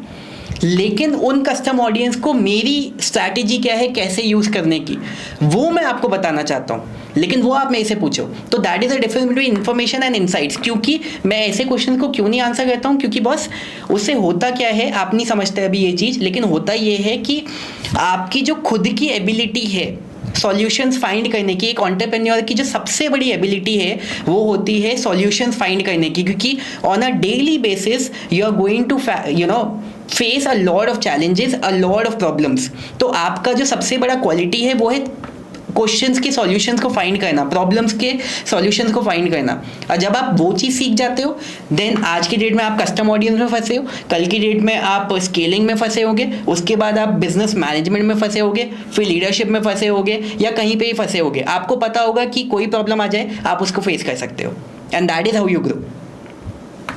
एंड अगर भाई एक बात मैं बोलना चाहूँगा, टूल्स तो हम कहीं से भी सीख सकते हैं, कहीं से भी सीख सकते हैं, लेकिन स्ट्रैटेजी आप कहाँ से लाओगे? स्ट्रैटेजी के लिए आप, मतलब मैंने जो जितना टाइमलाइन डोमिनेशन प्रोग्राम को समझे, या फिर आपका मेंटरशिप प्रोग्राम को समझे, इट्स ऑल अबाउट स्ट्रैटेजी। क्योंकि वही तो एक कमी है जो कि फ्री में नहीं मिलती, जो कि एक्सपर्टाइज से मिलता है। तो हमें आपका एक्सपर्टाइज से एग्जैक्ट जो वैल्यू मिलेगा वो लेना है, ना कि आपका बेसिक सवाल पूछ के, बेसिक सा क्वेश्चन पूछ के आपका टाइम वेस्ट करना। तो राकेश, ठीक है, अब जैसे अगर मैं किसी एक फाइनल क्वेश्चन, फिर उसके बाद हम लोग बंद करेंगे, ठीक है? आपका जैसे अगर आप किसी क्लाइंट के पास जा रहे हो, हाउ डू यू क्लोज? आपका what is your best strategy, how to close them? मेरा जो स्ट्रैटेजी रहता है, नंबर 1 फ्रॉम अच्छा, one second, from reach out. जैसे पहले आपने प्रॉस्पेक्टिंग तो देख लिया, प्रॉस्पेक्टिंग के बारे में हमने बात कर लिया। अब आप उनको पहले कैसे रीच आउट करोगे, रीच आउट से लेके क्लोज करने तक की जर्नी आप बताओ। अच्छा, मैं बताता हूँ, लेकिन उसके बाद आपने लास्ट क्वेश्चन बोला ना, उसके बाद मेरा कुछ पूछना है आपको। अच्छा ठीक है। अच्छा, तो क्या होता है ना, सबसे पहले जो मैं रीच आउट करता हूँ, रीच आउट करने के लिए मैं देखता हूँ कि मुझे डिसीजन मेकर के संग मीटिंग करना है सर, नंबर 1। क्योंकि मैं किसी मैनेजर, सुपरवाइजर या फिर किसी और से मीटिंग किया, उसके बाद वो समझेगा, समझने के बाद बोलेगा मैं बॉस, अपने बॉस से बात करता हूँ, देन फिर मैं आपको इन्फॉर्म, तो फिर वो नहीं होगा। तो मैं कोशिश करता हूँ कि डिसीजन मेकर के संग मैं मीटिंग करूँ। एंड मेरा जो स्ट्रैटेजी रहता है कि मैं लोगों को सिंपली बोलता हूँ कि आपका 1 आवर का टाइम चाहिए, या फिर जहाँ पे जैसा रहता है कि 1 आवर 45 मिनट्स का टाइम चाहिए, एंड मैं इस टाइम में आपको दिखाऊंगा मैं कैसे with the power of technology, with the power of internet आपका बिजनेस को एटलीस्ट 10x ग्रो करवा सकता हूँ। अगर 1 आवर का मीटिंग में आपको अच्छा लगता है देन हम आगे बात करेंगे, अगर नहीं अच्छा लगता है तो कोई बात नहीं। इस तरह से मेरा मतलब यही मेरा अप्रोच रहता है। मतलब इसको अलग अलग तरीके से मैं रिप्रेजेंट करता हूँ, मेरा बेसिक जो यही रहता है। और मैं क्लाइंट के संग जब बैठता हूँ, स्ट्रेट फॉरवर्ड उनको उनका नंबर काउंट करवाता हूँ। नंबर मतलब अभी उनका बिजनेस किस पोजीशन में है, मतलब उन्हें क्या करना चाहिए, कहाँ पे इम्प्रूव कर सकते हैं। क्योंकि देखो, जब तक क्लाइंट को पता नहीं चलेगा वो अभी कहाँ पे है एंड उसे कहाँ जाना है एंड वो कैसे जाएगा एंड क्या कौन सा जगह पे, कौन सा ऐसा मतलब एरिया है जहाँ पे वो इम्प्रूव कर सकते, जिसमें मैं अपने सर्विस के जरिए, अपने स्किल्स के जरिए उसे मदद कर सकता हूँ। तो उसका एक क्लियर पिक्चर में उसे गिनवाता हूँ। लेट्स सपोज जो अभी अपन लीड के बारे में बात कर रहे थे, मैं अगर किसी रियल एस्टेट क्लाइंट के संग बात करता हूँ तो उसे सिंपली समझाता हूँ कि आप मुझे इतना पे कर रहे हो, एक्स अमाउंट मुझे पे करो, एक्स अमाउंट आप ट्रैफिक बाय करने में लगा रहे हो, फेसबुक पे, गूगल पे, कहीं पे भी लगा रहे हो, एंड आपका अगर इतना लीड आता है तो आपको इस तरह से क्लोजिंग होगा। तो सिंपली उनके सामने उनका नंबर रख देता हूँ, या फिर मैं कस्टम एप्लीकेशन कहीं पे भी बनवाता हूँ। मान लो कि एक एम्प्लॉय मैनेजमेंट उनको ट्रैक करना है कि एम्प्लॉय किस तरह का मैनेज कर, किस तरह का एफर्ट कर रहे हैं, मतलब परफॉर्म किस तरह का कर रहे हैं। तो देखो, एक अगर आपके पास 500-500 एम्प्लॉय है, 500 एम्प्लॉय अगर 2 आवर्स करके अपना टाइम वेस्ट करते हैं, काम कम करते हैं, तो आपको कितना का नुकसान है। अगर किसी को 20,000 की सैलरी देते हो, अगर उसी एम्प्लॉय को टाइम तो लॉस करना छोड़ दो, उससे अगर 2 आवर्स का एक्स्ट्रा काम करवा लेते हो तो आपको कितना गेन हो जाएगा। या फिर आपका ऐसा कुछ मतलब मटेरियल का, मतलब फिजिकल मटेरियल का बिजनेस है, फिजिकल प्रोडक्ट का बिजनेस है, आपका मल्टीपल स्टोर है, मल्टीपल सिटीज में मल्टीपल स्टोर है। अगर आपके पास एक नंबर मिल जाए जो कितना आइटम आपका रैक में वेस्टेज हो रहा है, कितना कौन सा आइटम आपके पास कम सेल हो रहा है, एंड जिसे अगेन एंड अगेन आप परचेस कर रहे हो, एंड उसका हफ्ते में कितना लॉसेस हो रहा है, महीने में, सालों में कितना लॉसेस हो रहा है, आपको उस नंबर में कैलकुलेट करके उनके सामने प्रेजेंट करता हूँ। एंड सिमिलर पैटर्न में हर एक सर्विस, जो भी मैं सर्विस प्रोवाइड हूँ, उसमें मैं उनको पीच करता हूँ कि आपको इतना बेनिफिट, मेरे सर्विस लेंगे तो आपको इतना बेनिफिट मिलेगा, अगर आप मेरे सर्विस नहीं लेते हैं तो आपको इतना नुकसान हो रहा है। तो फिर वो क्लाइंट अपने आप डिसीजन लेने में मजबूर रहता है। उसके बाद ना बार्गेनिंग करने का भी उससे मौका नहीं मैं देता हूँ। मैं बोलता हूँ भाई मुझे इतना चाहिए एंड मैं अपना बेस्ट एफर्ट लगाऊंगा आपके काम के लिए। अगर कोई एक आध बार बोल भी देता कि ये कि आपका फाइनल प्राइस नेगोशिएबल नहीं है, तो मैं सिंपली बोलता हूँ भाई आप जितना शक्कर डालोगे उतना मीठा होगा। राइट। अब आप यहाँ पे ये चीज़ मैटर नहीं करती है कि कितना शक्कर डालोगे उतना मीठा होगा। मैटर ये करता है कि आप किस कॉन्फिडेंस से बोल रहे हो। बहुत सारे लोग ये बोलेंगे कि मेरे को भी यही डायलॉग यूज़ करना है। आप कोई भी डायलॉग यूज़ कर सकते हो। आप ये बोल सकते हो that quality comes with price, कुछ भी बोल सकते हो, लेकिन आप किस कॉन्फिडेंस के साथ बातें कर रहे हो, दैट थिंग मैटर्स। अच्छा, पहली चीज़ था हमारा कि मैं राकेश जो करते हैं वो ये कहते हैं कि उनका जो पहला गोल होता है वो ये होता है कि कैसे भी करके डिसीजन मेकर के साथ मीटिंग फिक्स हो जाए एंड उनके साथ उन्हें 1 घंटा मिल जाए। Please understand this thing. उनका जो अपना कॉल टू एक्शन है वो बहुत ज़्यादा क्लियर है। उनका जो गेम प्लान है वो बहुत ज़्यादा क्लियर है। बहुत सिंपल है कि बॉस, उनको ये पता है कि उनका प्रपोजल अगर 2-3 जगह से घूम फिर के जाएगा, मैनेजर के थ्रू होता हुआ जाएगा, तो अब मैनेजर को खुद नहीं पता है कि वो सारी चीज़ें कैसे होती हैं, वो आगे क्या समझाएगा, right. At the same time दूसरी चीज़ कि अगर वो प्रपोजल खुद पिच करेंगे तो ऑटोमेटिकली उसका एक वैल्यू ज़्यादा रहेगा। तो राकेश को ये पता है कि यार मेरे को खुद जाके उनको प्रपोजल डिलीवर करना है, रादर देन कि मैं उनको मेल के थ्रू भेजूँ या पूरा एक लेट्स से वीडियो बना के भेज दूँ, या फिर मैं प्रॉपरली उनके साथ बैठ के उनको एक प्रपोजल दिखाऊँ। एट द सेम टाइम उससे भी पहले मैं उनके मुँह से, ये चीज़ बहुत ज़रूरी है, पहले मैं उनके मुँह से उनके बिजनेस के बारे में अच्छे से समझ लूँगा कि आपके मुंह से मैं उनके जो नंबर्स हैं वो खुद निकलवा लूंगा। फॉर एग्जांपल अगर रेस्टोरेंट का एग्जांपल लें, अच्छा तो ऑन अ वीकेंड आपके पास अप्रॉक्सीमेटली कितने लोग आ जाते हैं, ऑन अ वीकडे आपके पास अप्रॉक्सीमेटली कितने लोग आ जाते हैं। अच्छा वीकेंड पे आपका जो एवरेज बिलिंग अमाउंट है वो अप्रॉक्सीमेटली कितना रहता है, वीकडेज पे आपका एवरेज बिलिंग अमाउंट कितना रहता है। अच्छा वीकडेज पे आपके पास लोग इतने कम रहते हैं, आपके पास इतनी सारी जगह खाली रहती है। अच्छा हाउ अबाउट कि अगर हम वीकडेज के लिए कुछ स्पेशल ऑफर रन करें। So basically rather than you coming up और उनके पास जाके कुछ भी बोलने से अच्छा ज़रूरी ये है कि पहले बार में जाके आप उनसे उनके बिजनेस को समझ लो A to Z। And I believe मतलब if I would do that, मैंने पहले ये कहता था, मैं सिंपल ये बोलता था ठीक है मेरे को आपका बिजनेस पूरा समझ में आ गया है, so let me work upon the action plan on your business and let me come back to you with a proper detailed plan. क्या आपके साथ ऐसा हुआ है कि आपने एक क्लाइंट के साथ मल्टीपल मीटिंग्स करी हैं कि ठीक है मैं आपके साथ बाद में आता हूँ एक प्रॉपर प्लान बना के and then I will let you know, मतलब थोड़ा सा उनको आइडिया दे दिया कि अच्छा मैं ये आपके लिए करूँगा जो मेन हाईलाइट्स हैं, लेकिन उसके बाद जो प्रॉपर बिग प्लान है वो मैं आपके लेके आता हूँ कि आपके लिए बेस्ट क्या रहेगा। Do you also do it? मैं ऐसा नहीं करता हूँ क्योंकि ना मैं शुरू में एक दो बार ऐसा किया था क्योंकि वो मेरा मिस्टेक था।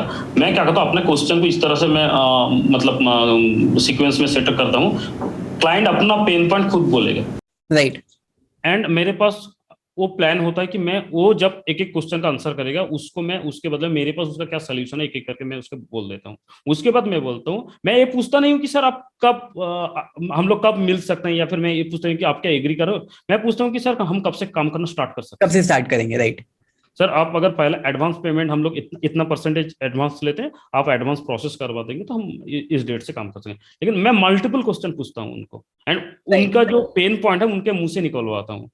राइट बेसिकली देखो यार, आप जो चीज बताओगे लोगों को कि मैं आपको ये दे दूंगा मैं आपको ये दे दूंगा, उनको उससे मतलब नहीं है। अगर आप जो एक बुक भी है पता है, क्वेश्चंस आइडिया आंसर्स, आपने पढ़ी है? नेटवर्क मार्केटिंग में आपने बताया था आप थे तो उसमें कराई, एक बहुत ही पॉपुलर बुक है नेटवर्क मार्केटिंग की, पढ़ी है आपने?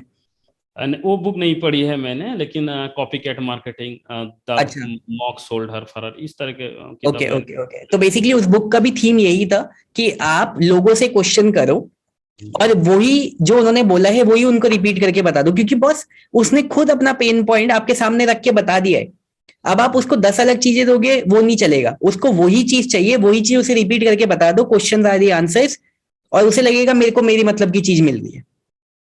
सिंपल। बहुत बार ऐसा भी हुआ है राकेश मेरे साथ, तो जैसे जब हम पहले कूपन वाला काम करते थे ना, तो बहुत सारे क्लाइंट्स के साथ ऐसा होता था कि अब ये थे थोड़े से चिंदी वाले क्लाइंट से थोड़ा सा ऊपर, अच्छे नहीं थोड़ा सा ऊपर वाले, लेकिन अब उस समय मेरे को तो उन्हें भी क्लोज करना था क्योंकि भाई अगेन हम सबको क्लोज करते थे, उस समय नहीं पता था यार अर्ली डेज से। तो वहां पे हमारी स्ट्रैटेजी क्या होती थी, अब मेरे को पता था कि उनको ये चीजें मैं उनके लिए करूंगा, 10 चीजें उनके लिए करूंगा, उनको बहुत फायदा होगा, लेकिन उनके दिमाग में ये रहता था कि मेरे को ना ये चीज चाहिए, ये एक दो चीजें चाहिए। तो पहले जो मेरे अर्ली डेज थे ना, पहले उसमें मैं ऐसा किया करता था कि मैं उनको सब बताता था कि नहीं आप ये भी करो ये भी करो ये भी करो, आपको बहुत फायदा होगा।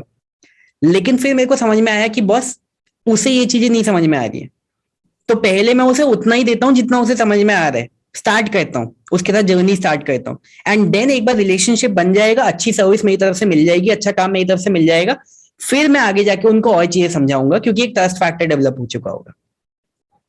यस, एंड वही आपने लेसन्स में बताया था ना कि अगर आप किसी ब्यूटीफुल लेडी को देखते हो कि सिंपल सीधा जाके तो ये नहीं बोल सकते हैं कि I want to marry you, पहला दोस्ती बनाओ उसके बाद डेट पे जाओ उसके बाद फिर मैरिज, तो मतलब वही वही मतलब सेम इक्वेशन हो गया।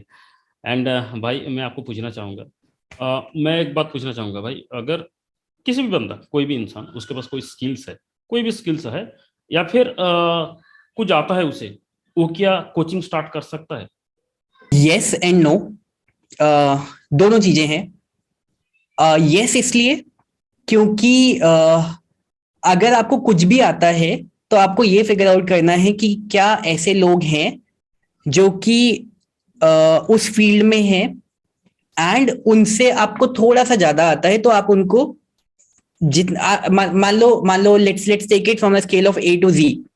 आप मान लो आप हो F पे और कोई है A पे, अगर आप उसे A से F पे लेके आ सकते हो देन इट्स फाइन, तो आपको कुछ तो आता है, ठीक है। लेकिन अगर आप हो मान लो सिर्फ B पे फॉर एग्जाम्पल, तब थोड़ा सा प्रॉब्लम है। मतलब आपका स्किल सेट एक डिसेंट लेवल पे तो होना ही चाहिए। आप जेड पे नहीं हो, लेकिन आप कम से कम डिसेंट पे तो हो। जैसे अगर मैं इसको अपने से कंपेयर करूं, अभी जैसे हमारा जो कंपनी है, मेरे मल्टीपल कंपनीज हैं जो कि मिलियन डॉलर्स का रेवेन्यू करती है। लेकिन अभी अगर मैं बोलूं, मैं अपने प्रोग्राम में पिच करूं कि मैं आपको बिलियन डॉलर करना सिखा दूंगा, मैंने खुद नहीं करा है, तो वो चीज गलत है। तो आप प्रॉमिस उतना ही करो, क्योंकि अगर मैं इसकी बात कर रहा था, मैं एफ पे हूं, अब जेड है मान लो बिलियन डॉलर, तो मैं खुद वहां पे नहीं हूं, तो मैं वो क्लेम नहीं करूंगा, मैं उतना ही क्लेम करूंगा मैं जहां पे हूं। तो वो ट्रू क्लेम आपको करना है। And that the second thing is कि क्या वहां पे भी लोग आने के लिए डिजायरेबल एक डिजायर रखते हैं? क्योंकि अगर लोग उस चीज तक आने की डिजायर ही नहीं रखते हैं, देन इट्स अ प्रॉब्लम। तो दो चीजें, पहली चीज आपका स्किल सेट इतने लेवल पे है कि आप लोगों को कुछ सिखा सकते हो, और दूसरी चीज क्या लोग उस तक आने की डिजायर रखते हैं कि नहीं, कि उनको कुछ एक टैंजिबल रिजल्ट दिख जाए कि हाँ यार कुछ तो हो जाएगा। अगेन एक दूसरी फील्ड का अगर मैं एग्जांपल लूं, कि मैं आपको बिल्कुल ही ऐसी लीन बॉडी बना के दे दूंगा जिसमें सिक्स पैक एब्स भी होंगे, और हर बॉडी का हर कट अवेलेबल होगा, जो कि हो सकता है, जो कि हो गया जेड का लेवल। एक दूसरा लेवल हो गया कि मैं आपका वेट लॉस करवा दूंगा, मैं आपको सिक्स पैक आप नहीं दूंगा लेकिन वेट लॉस करवा दूंगा। तो बेसिकली इतना आपका लेवल एटलीस्ट होना चाहिए कि आप उसको एक डिजायरेबल रिजल्ट तो दे ही सको। एंड जब आपका इतना लेवल हो जाए, then you can come up with a coaching program. अगर उतना भी नहीं है तब तो नहीं आ पा सकते। भाई एक बात मैं पूछना चाहूँगा, एक्चुअली मैं आपको मतलब आप मुझसे अलाउ करते हो कि नहीं ये पूछना चाहूँगा। मैं कोचिंग प्रोग्राम में आना चाहता हूँ क्योंकि मैंने अपना करियर कोचिंग से स्टार्ट किया था। मेरा उस चीज़ में पैशन है कि लोगों को सिखाना, उससे मुझे बहुत अच्छा फील होता है। तो मैं अभी जो कर रहा हूँ कि how to generate qualified leads, and अपने लीड्स को कैसे हम पेड क्लाइंट में कन्वर्ट करें, एंड उसके संग संग हाई टिकट क्लोजिंग कैसे करें।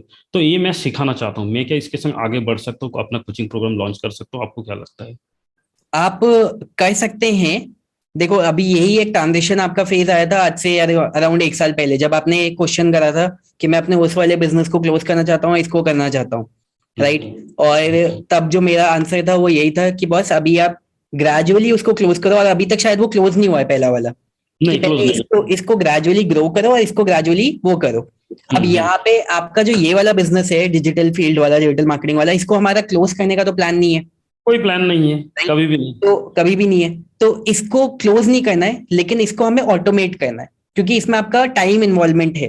क्योंकि कोचिंग में अपने आप एक बहुत अच्छा खासा, कोचिंग छोड़ो, आप कोई भी नया बिजनेस जब स्क्रैच से बिल्ड कर रहे होते हो, उसमें आपका टाइम एंड अटेंशन तो जाता ही जाता है। तो आप वो चीज करो, लेकिन उससे पहले आप इस चीज को अच्छे से ऑटोमेट कर दो, ताकि ऐसा ना हो कि आपने कोचिंग वाले स्टूडेंट्स को उठा लिया और उसके बाद अगर आप उन्हें अच्छी वैल्यू नहीं दे पा रहे हो, तो वो अच्छा नहीं है। तो इस चीज को पहले जितना आप ऑटोमेट कर सकते हो पहले ऑटोमेट करो, देन फिर आप दूसरी जगह पे जाओ। एंड एक बात आपसे और पूछना चाहूंगा कि जी। आप, जैसे हम लोग जानते हैं कि आप मतलब सर्विस इंडस्ट्री से स्टार्ट किए थे। आपका जो भी बड़ा लॉसेस हुआ था, उसके बाद आप कुछ दिन लॉक कर लिए थे खुद को एक रूम पे, उसके बाद स्टडी किए, उसके बाद फिर से अपना जर्नी स्टार्ट किए।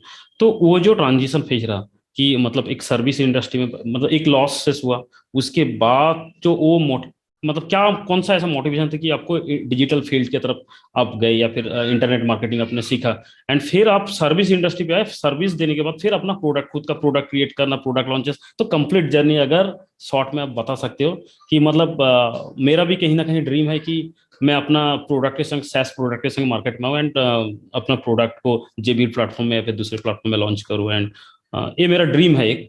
मैं ये नहीं बोलता हूँ कि मैं आज के डेट से मैं स्टार्ट करूंगा, बट ये मेरा एक ड्रीम है। तो अगर आप शेयर करते। शेयर करता हूँ। पहले तो मैं बैठे बैठे थोड़ा थक गया हूँ, थोड़ा सा खड़ा हो जाता हूँ। तो इसको हटाते हैं।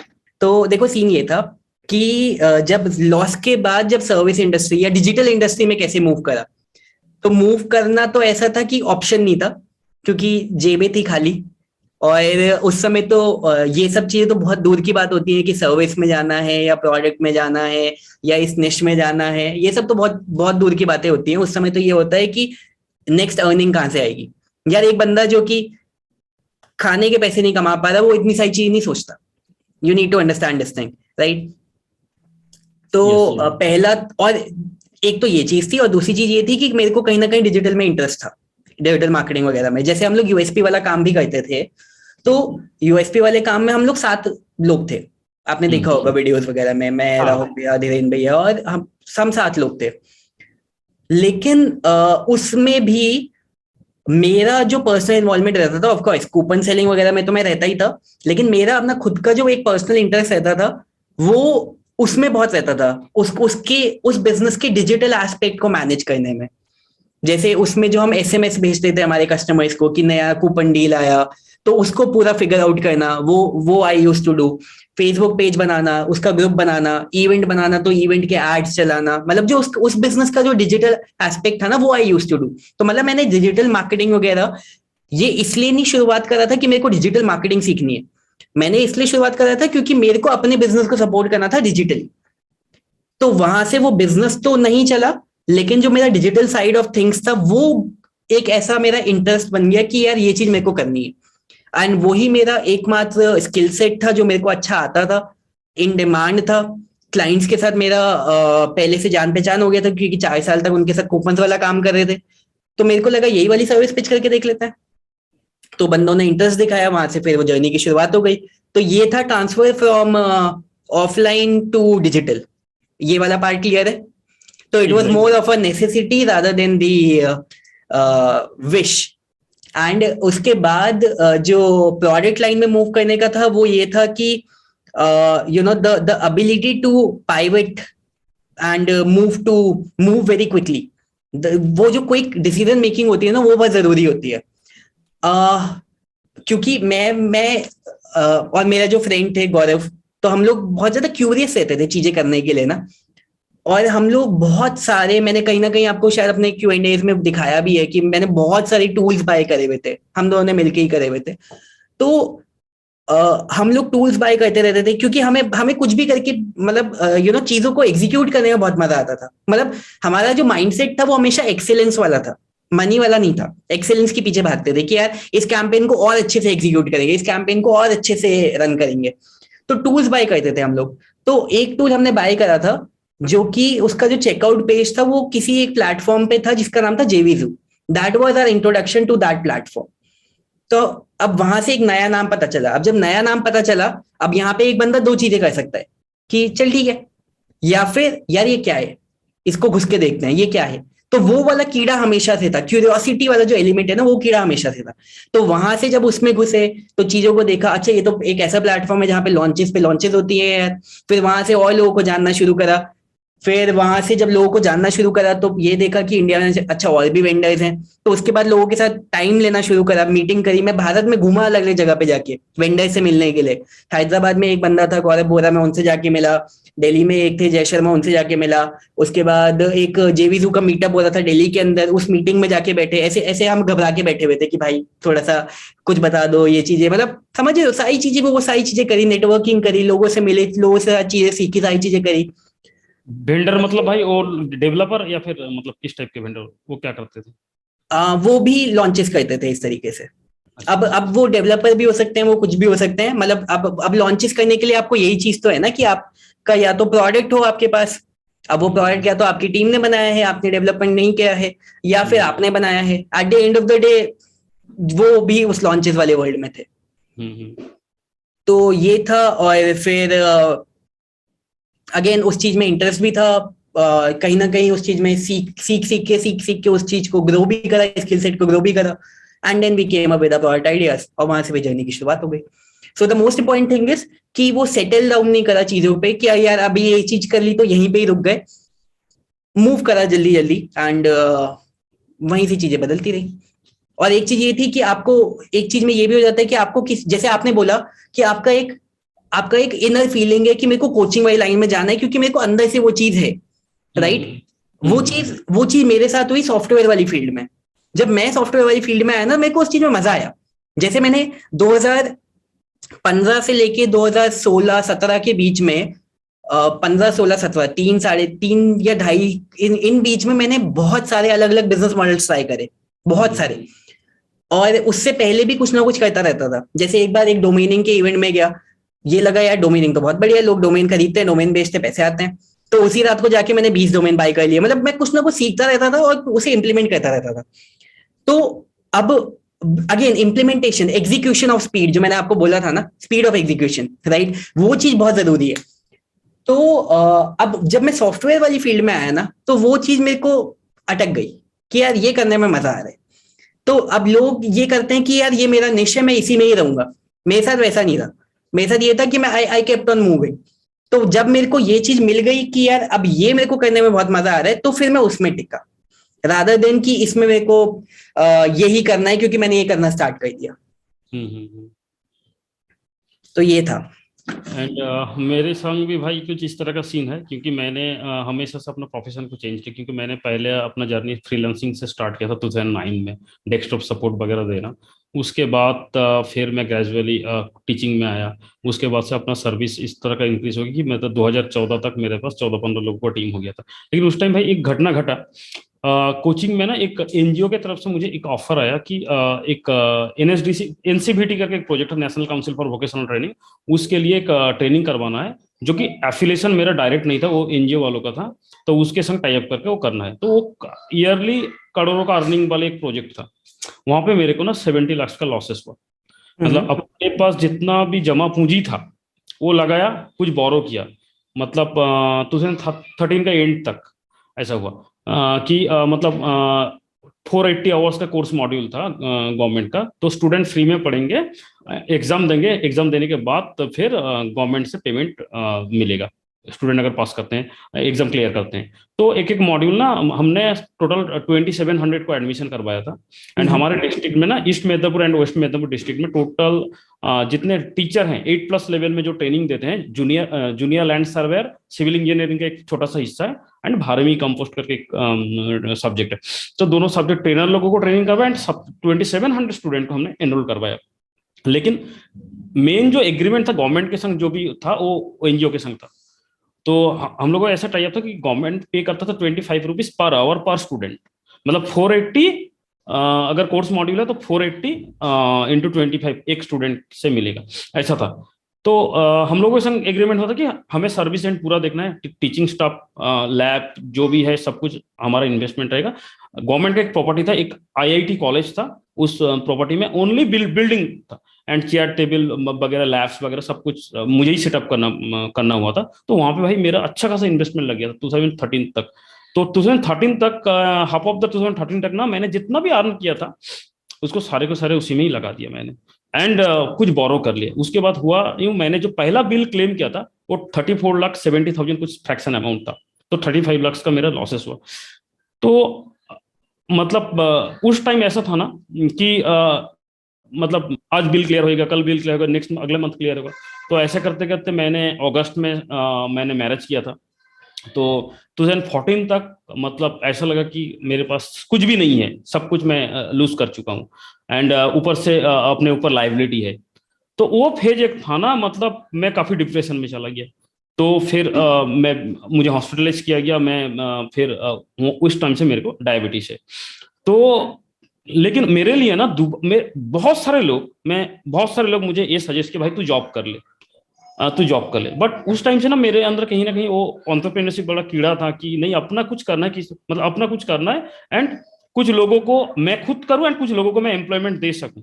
उस टाइम ने मेरे वाइफ ने मेरा साथ दिया। जितना भी गोल्ड था, मतलब ये हिम्मत कर पाना भी, मतलब कैसे हो गया मुझे पता नहीं। वो सारे गोल्ड को मैंने गिरवी रखा, वहां से पैसे निकाले, एंड बिजनेस में री इन्वेस्ट किया। उस टाइम से मैं अपना लर्निंग्स के ऊपर इन्वेस्ट कर रहा हूँ। एंड ये शेयर करने का मेरा एक मतलब ऑब्जेक्ट ये है कि हम तो अपने लाइफ में चाहते हैं बहुत कुछ करना, लेकिन अपने ऊपर इन्वेस्ट नहीं करेंगे, खुद को इंप्रूव नहीं करेंगे। जब तक हम सेल्फ लर्निंग नहीं करेंगे या फिर अपने लाइफ में कोई मेंटर, कोई गुरु के संग एसोसिएट नहीं करेंगे, तब तक हमें ग्रो करना बहुत मुश्किल है। मुश्किल तो है, नामुमकिन है मैं बोल सकता हूँ, क्योंकि मेंटोर एक ऐसे व्यक्ति हैं जो कि हमेशा सही रास्ता दिखाते हैं, गाइड करते हैं। तो फिर हमें अपने ऊपर इन्वेस्ट करना चाहिए। एंड अगर कुछ भी घटना घटे तो उसके ऊपर, वो मेरे कंट्रोल में नहीं है, को क्या इवेंट कौन सा होने वाला मेरे कंट्रोल में नहीं है। बट मैं थॉटलेसली रिएक्ट करूँ या फिर थॉटफुल रिस्पॉन्ड करूँ। हाँ, डिप्रेशन तो होगा। मैं इतना डिप्रेशन में चला गया कि मैं 3-4 महीने तक सो नहीं सका। उसके बाद बीमार हो गया, हॉस्पिटलाइज हुआ। तो लेकिन फिर से अपना जर्नी रीस्टार्ट किया। उसी टाइम में अगर जॉब करने का, मैं जॉब को बुरा नहीं बोल रहा हूँ भाई, लेकिन उसी टाइम में अगर मैं जॉब करने का डिसीजन ले लेता तो आज मेरे लाइफ में शायद ये दिन नहीं आता। Right right right. हाँ नहीं यार, देखो वो तो खैर बहुत जरूरी चीज है कि जॉब बुरा नहीं है, ऑब्वियसली जॉब बुरा नहीं है, एंड वो चीज तो हमें लोगों को बताना ही है। क्योंकि ultimately see it's totally up to you कि आपके अंदर क्या कीड़ा है। आपके अंदर अगर ये वाला कीड़ा है तो आप वो करो। अगर आपके अंदर एक दूसरा वाला कीड़ा है कि आप किसी के साथ लग के एक अपनी लाइफ अच्छी बनाना चाहते हो, आप वो वाली चीज करो। दोनों चीजें बिल्कुल परफेक्ट है। एंड यू नो डिपेंड ये करता है कि आप क्या करना चाहते हो। इनको ये चीज करनी थी तो इन्होंने वो करा, किसी और को दूसरी चीज करनी है वो करेंगे। Please understand this thing. And दूसरी चीज ये जो हमने पहले भी डिस्कस करा था कि लाइफ में आपकी प्रॉब्लम्स आते ही रहेंगे। जो बीच में राकेश ने एक चीज बोला ना, मेरे को भी नहीं पता कैसे वो टाइम पीरियड निकल गया और चीजें हो गई, गोल्ड भी बेचना, सारी चीजें करी। भाई सिंपल सी बात ये है जो मैंने अभी आपको थोड़े समय पहले भी बोला था कि आपका एंटरप्रेन्योरशिप जर्नी की सबसे बड़ी चीज ही यही है कि आपके पास प्रॉब्लम्स आती ही रहेंगी और वो कंटिन्यूअसली आती रहेगी। और ऐसा नहीं है कि जब आप छोटे लेवल पे हो तब आ रही हैं, बड़े लेवल पे तब नहीं आएंगी, बड़े लेवल पे और बड़ी प्रॉब्लम्स आएंगी। तो एंटरप्रेन्योरशिप का तो काम ही यही है कि रोज आपको प्रॉब्लम्स मिलेंगी नहीं, और रोज आपको प्रॉब्लम का सॉल्यूशन देना है।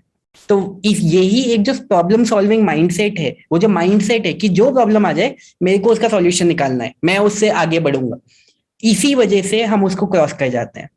जो आपने बोला ना कि पता नहीं कैसे हो गया, नहीं वो पता नहीं, क्योंकि वो माइंडसेट की वजह से क्रॉस हो गया। क्योंकि अगर वो माइंडसेट नहीं है तो हम उसे कभी भी क्रॉस नहीं कर सकते। यार मजा आया आपसे बात करके, right? Any final message for the audience? अब फाइनल मैसेज मेरा एक ही रहेगा कि आप कुछ भी अपने लाइफ में अचीव करना चाहते हो, लेकिन उससे पहले अपने आप को उस काबिल बनाना पड़ेगा। तो अपने स्किल सेट के ऊपर एंड अपने माइंड सेट के ऊपर काम करना पड़ेगा। And success is all about mind set.